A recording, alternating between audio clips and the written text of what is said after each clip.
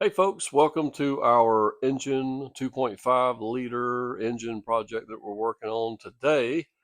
We will be showing you how to check the end gap of all of your piston rings before you install them onto your pistons.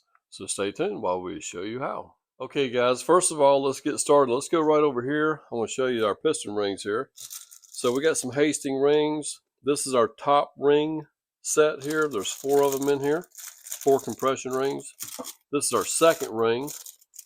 There's 4 of these in here. And then we also have our oil control rings. Here's the part of the oil control ring. There's your centerpiece, and here's all the little small ones. Let's start with this one first. I usually don't really check these too much. There's usually never a problem with them. We did have this engine bored 20 over. Let's take one little ring here, okay? And we're just going to put one in one cylinder. I'm not even going to check all the rest of them. I'm not even going to use a feeler gauge. I'm just going to look at that gap right there. You see that gap? That's anywhere from 10 thousandths to 50 thousandths of an inch this oil ring control gap can be, okay? So, and that looks like that was plenty of space there. We can grab another one. Here, let's just grab another one right quick. Matter of fact, I think I have 2 of them here stuck together. And we'll go ahead and just, we'll check another one just in case. But, and we can check it in a different cylinder if you want to. But as you can see, we have a nice gap there for the oil control ring, so we're good to go. Biggest thing I'm concerned with is our compression rings, okay? So we're going to start with the whole set of the second rings, okay? And what I'm going to do is go ahead there. I think there's a top and bottom. See, always check your rings. Make sure you have because some of them will have a bevel, like this one has a bevel on the inside edge, and they want that facing down, okay? So we're going to take this ring, and we're just going to put it in the bore. I'm going to keep all the gaps over here so you can see real well when I get ready to check them.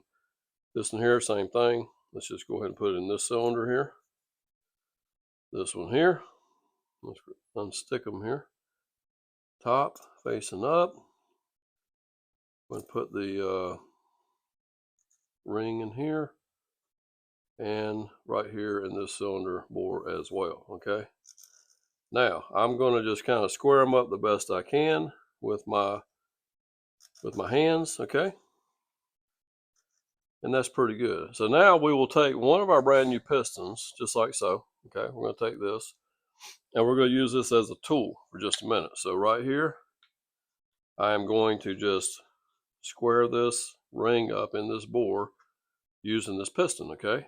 And I'm going to do that for all 4 cylinders, just like so. It only takes a minute to do this.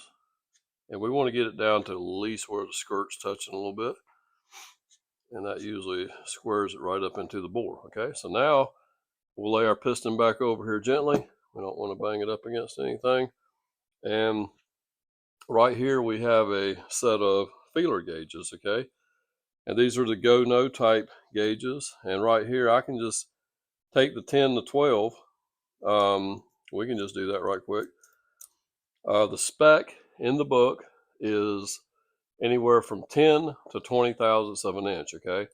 Our big concern here for what we're doing is we want to make sure we got the right set of rings, okay? We don't want the engine got bored 20, so we don't want let's see, I guess what would make it tighter if they give us a set of 30 rings, okay? If they give us a set of 30 over rings by mistake, we would end up having a bound up piston ring on our piston, and it would score the cylinder wall, and it wouldn't last very long. We'd be rebuilding this engine again here real soon. Or if we got a set of standard rings, we would have such a big gap that we wouldn't have the right amount of compression, okay? So you do want to always check these, okay? So bring the camera right down. Let's check number 1. We're going to put our gauge in there, and 10 thousandths of an inch definitely goes relatively easy in all of them, okay? Now, if we were building our hot rod race engine, you can buy oversized rings to where you cut your own gap. And the way you would do that is you would actually put them in the bore, and you would want to get as close to that minimum spec as possible. Like that spec is anywhere from 10 thousandths to 20 thousandths. So you would want to be able to get it as close to 10 as you could. So you would have the maximum compression ratio. So let me just pick another one here. Let's see what I got here. Let's see if I got a, hang on just a second. I should have had this already set. Let's just take the 16 to 18 here, okay? Let's take the 16 to 18. Let's see if the 16 will go in there. And it will. Okay, the 16 is going into all of them just fine. Let's go ahead and go to a 20. Here's a 20 right here, okay? Let's see if the 20 will go. Hopefully it does not go. And it does not, okay? So we're definitely within the range, okay? We're no tighter than 10 thousandths of an inch. That's our big concern, really. And of course, we don't want to be more than 20 and start losing some of our compression. Okay, so at this point, I'm going to go ahead.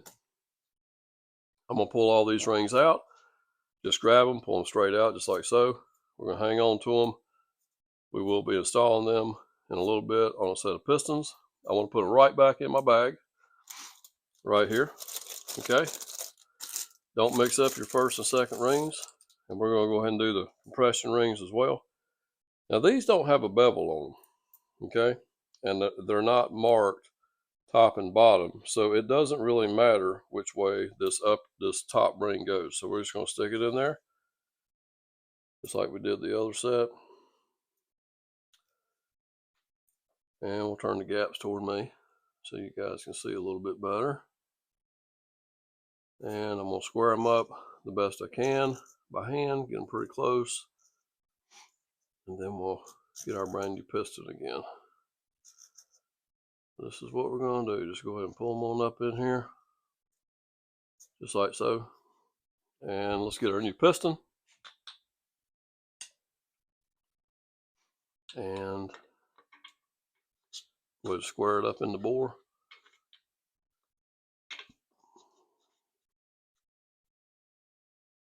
Okay.